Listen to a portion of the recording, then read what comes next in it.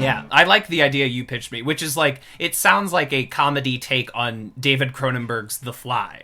Are you familiar? I'm familiar. I still haven't seen it. It is like on my list of like I need to watch this. I need to watch Jeff Goldblum just be a freak. He's a real freak. It's one of those movies that everyone that made it says it's not about the thing everyone assumes it's about, but because of when it came out, it's like whether or not you intended this to be an What do approach people to interpret like it as like an AIDS metaphor? whether or not that was the idea. That's obviously something that's running through a lot of people's heads, especially a lot of people that are producing movies on either coast. Right. And this idea of like your loved one sort of transforming because of this thing, that it becomes someone that you don't really recognize, you're losing them to this thing you have no control over.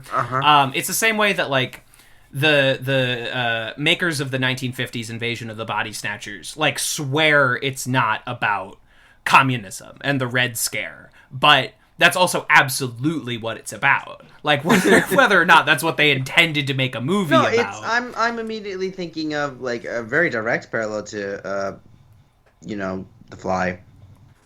In a certain sense, is Nightmare on Elm Street 2. Okay. There's a whole documentary about how like people are like, "Oh my God, you made a gay movie," and it was about Freddy was taking over this boy's body, and it was like and a bunch of other stuff, and there's like male nudity in a sense that's like in the way that there's traditionally female nudity in horror flicks. You know what I mean? Like, absolutely. There's a whole lot of it, and I literally wouldn't even be able to know where to begin because I've seen the documentary and I haven't even seen the full movie yet. But like, no, it's so hard to remove the lens of the AIDS crisis from stuff, especially retroactively, though. Like 100%. It's one of those things like in the moment where it's like some people were getting it, but we also, it's one of those things. The critical lens, the mainstream critical lens, was intensely homophobic. And so, honestly, at that time, they would be avoiding those parallels. Right. I mean, the 80s was, like, a deeply regressive time. That, like, the gulf of difference between the movies and TV we were making in the 70s and its acceptance of non-white straight male centrism, and how much 80s movies pull back on that so hard and go back to this regressive point in time. Yeah. And I can't imagine, I mean, maybe it's just because of who I am, but I genuinely can't think of any reason outside of the AIDS crisis for that regression.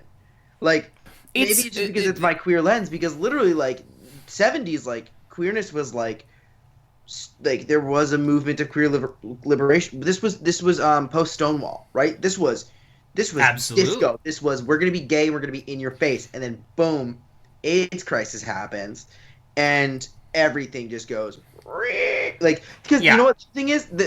It literally affected the film and TV industry. They literally were making people do blood tests. They were making their actors do blood tests to find out if they were HIV positive. Absolutely. And afraid of kissing people who have HIV. So, like, literally, you could even potentially say, hey, the movies got really crazy because every queer person on set went back in the closet.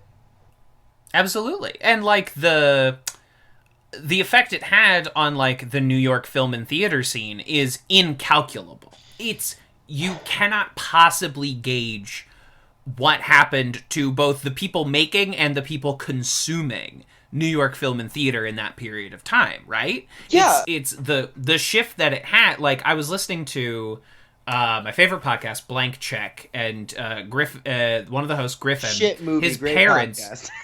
Yeah, absolutely, exactly. They did cover the movie once, but it's an excellent podcast. Okay, cool. And they talk about like directors that get blank checks, like develop enough as a director to get that blank check to make whatever crazy Here you go, passion James project Cameron. they Make want. some freak movie about blue things. Exactly. Well, James Cameron is like the most blank checkiest filmmaker in the history of the industry. Yeah.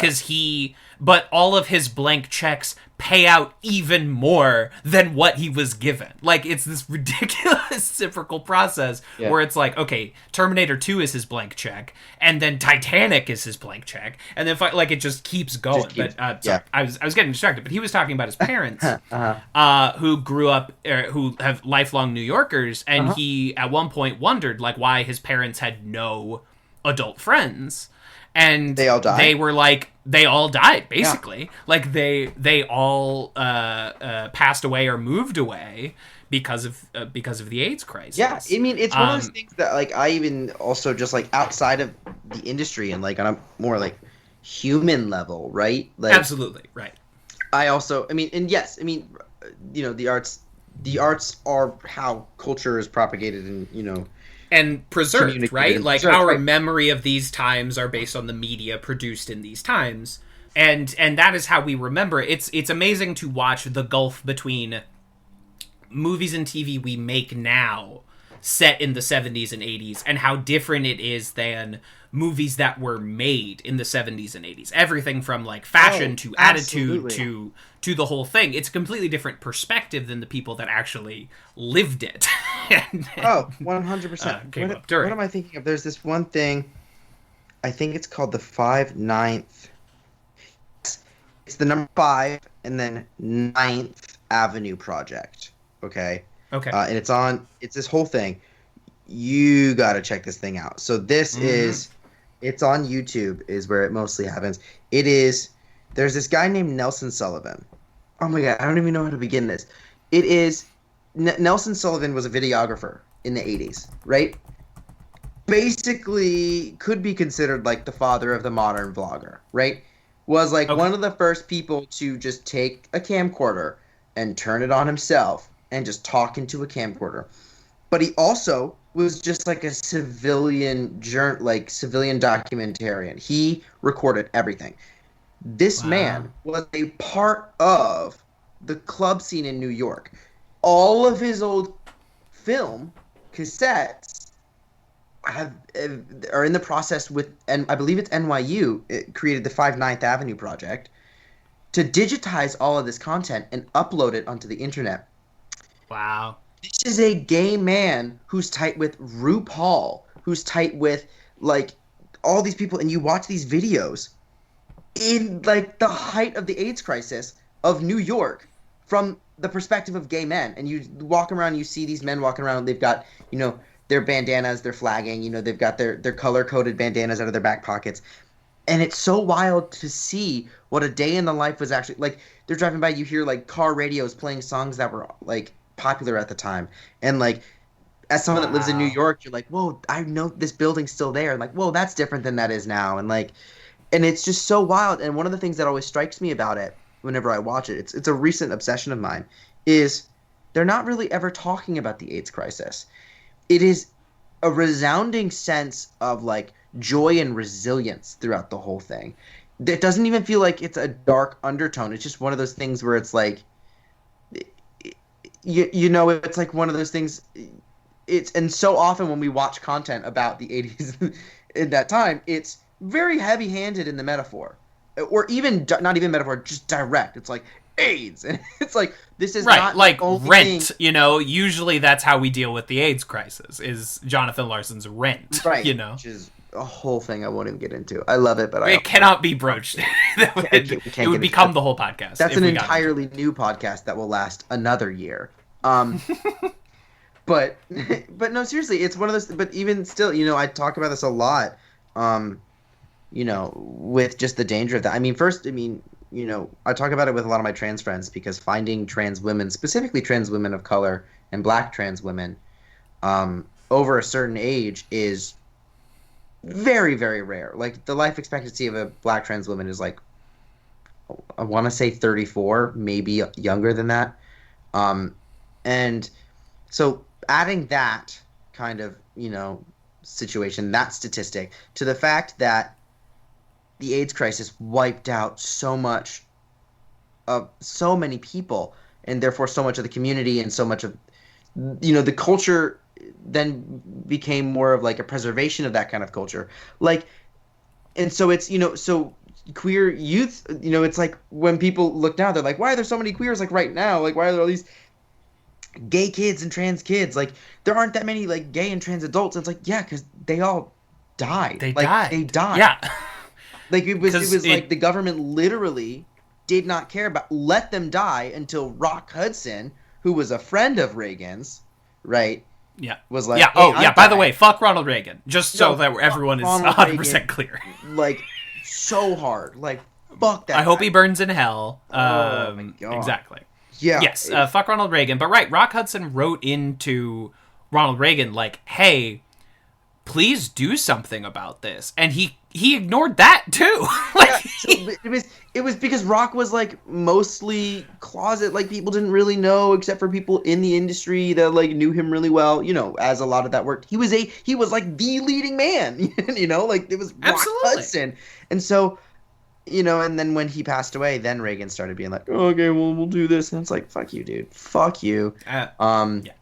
It's so wild. I was going to say something positive after this, and it left my brain. Yeah, once you start talking about Reagan, it's all negativity. Dude, absolutely. Man, fuck that guy so hard. That guy has done so much irreparable damage to this country. War on drugs. War on drugs. An incredible work. Distancing us from the union strength of our country. Like, just absolutely fuck that guy. Deal with it. It's so infuriating. Infuriating. No, absolutely. And that he's held up as, like, the gold standard of what a Republican is supposed... Like, that is their poster Reagan and Nixon, which is like, how the fuck? How the fuck? How? What? How? Like... But then again, you look at the fact that there's a bunch of people that, like, look up to Donald Trump, and you're like, oh, okay, now I see it. But then even the ones that are like, I think Trump is a nutcase, but I look up to Richard Nixon. It's like, fuck you, dude. Look up to Richard Nixon. They're just the same dude. They're the same. It's the same guy. One's got a better wig. It's the same man. It's all the same guy, and it's like, not polite like Reagan. Yeah, I love polite racism. I love man. Yeah, I mean, that's what we should aspire to. I mean, polite racism is literally just a fancy way of saying institutionalized, unchecked white supremacy. Like, that's what it is. Exactly. It just, like, I'm just trying to be like, I'm trying to be nice. It's like, fuck nice. Fuck y'all. Fuck nice. Okay. Like, seriously. No, absolutely. They're like, nice is the kind, okay. You know what I mean? Like, nice is 100%. Nice doesn't mean anything, right? I saw this one. This is a good meme. It was saying the difference between people from LA and New York is people from New York are kind but not nice, and people from LA are nice but not kind. No, 100%. It's absolutely. The response to that was, I've told this to so many people, and the people from LA get fucking pissed, and the people from New York are like, correct. Absolutely. Say what you will about New York, and there's a lot of good and a lot of bad to say, but I think we're kind of honest about what New York is in a way that LA is not. It's hard to really kind of pinpoint it now because, like, I haven't been on a subway in so long, just because, like, Christ. Woof. But, like, literally, it's one of those things where it back in 2019, it used to be you'd go down into the subway system, and if someone had a cart with a baby, somebody walking by probably had their headphones on and noticed it and would help whoever it is, because they're, of course, not wheelchair accessible in most places. It's a whole different issue, but infrastructure is a different monster that requires a lot of good, a lot of bad. Yes, I said. But literally, you'll see someone just notice it, and they'll help them carry the stroller down the stairs, and then they'll just walk away. They won't say "Thank you, you're welcome, hi, may I help you?" They just help. There is an understanding of community that goes. Absolutely. At the same time, there's also a complete disregard for everyone around you. It's like, get on the subway, and, most people keep to themselves, and then some people just, do whatever they want, because it's like, it's not about these other people. You have to take up the space where you can.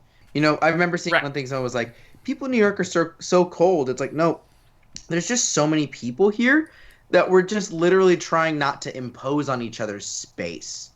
You know, Absolutely. you can't walk around down the street and say hi to everybody like a small town in, middle America, Midwest. Most, honestly, not even just middle America. Most places in America outside of large Absolutely. cities, you walk down the street, you wave, you say hi. In New York, there's just too many people. You just walk, just get to where you're fucking going.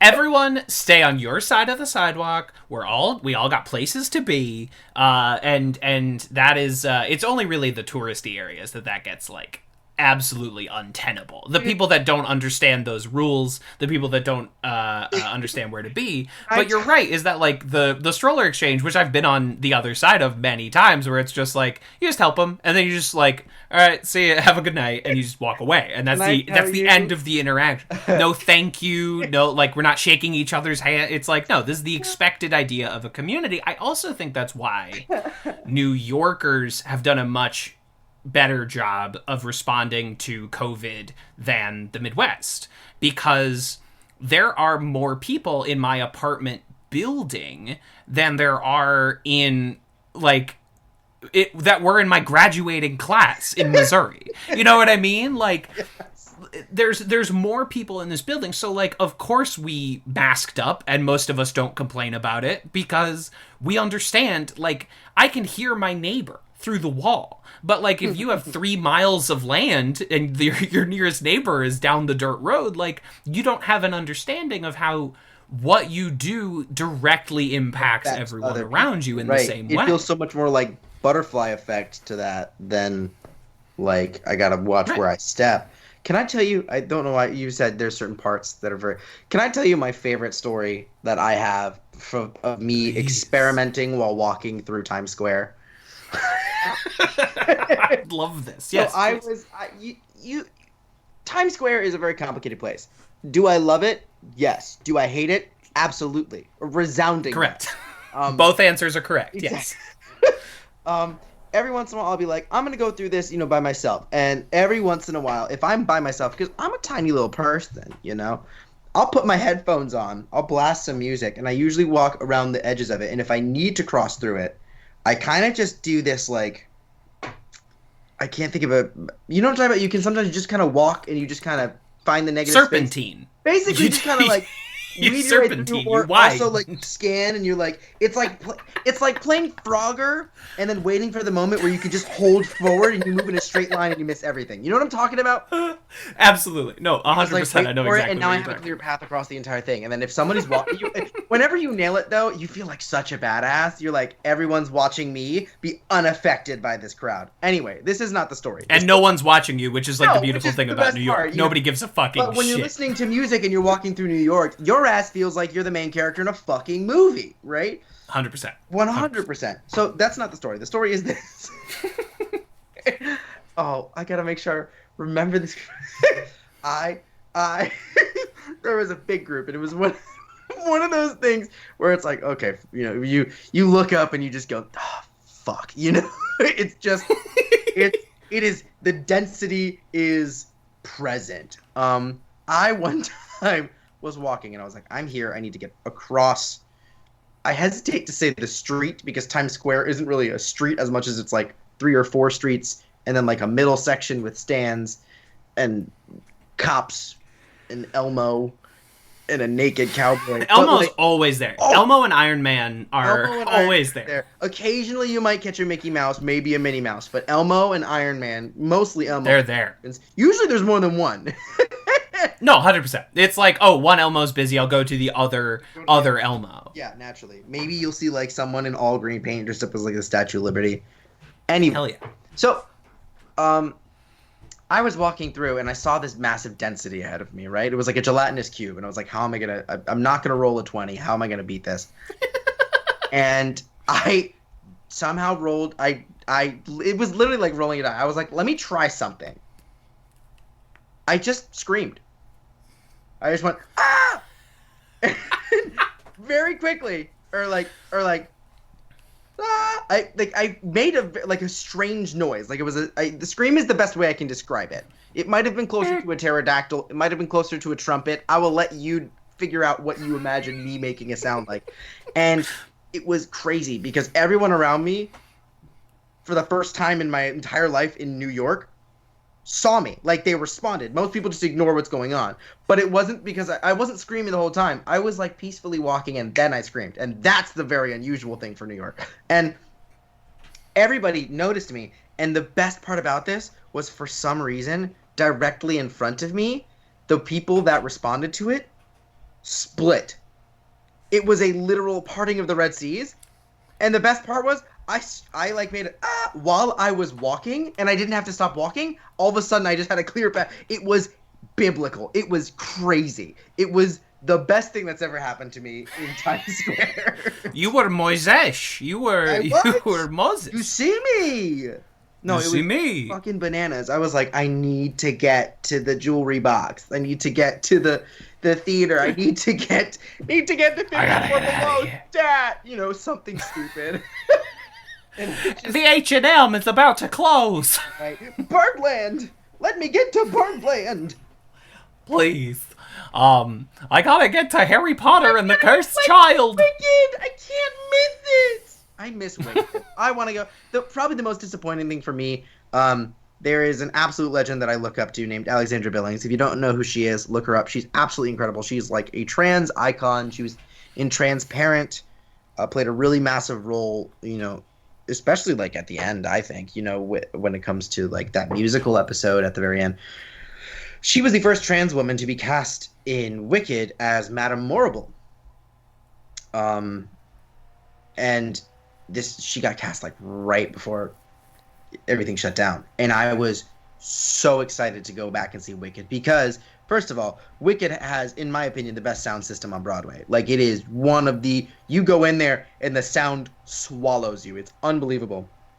Not to say that the other sound systems are bad. The other sound systems are phenomenal. It's literally Broadway. If there's one thing they can bring to you every time, it's technical theater.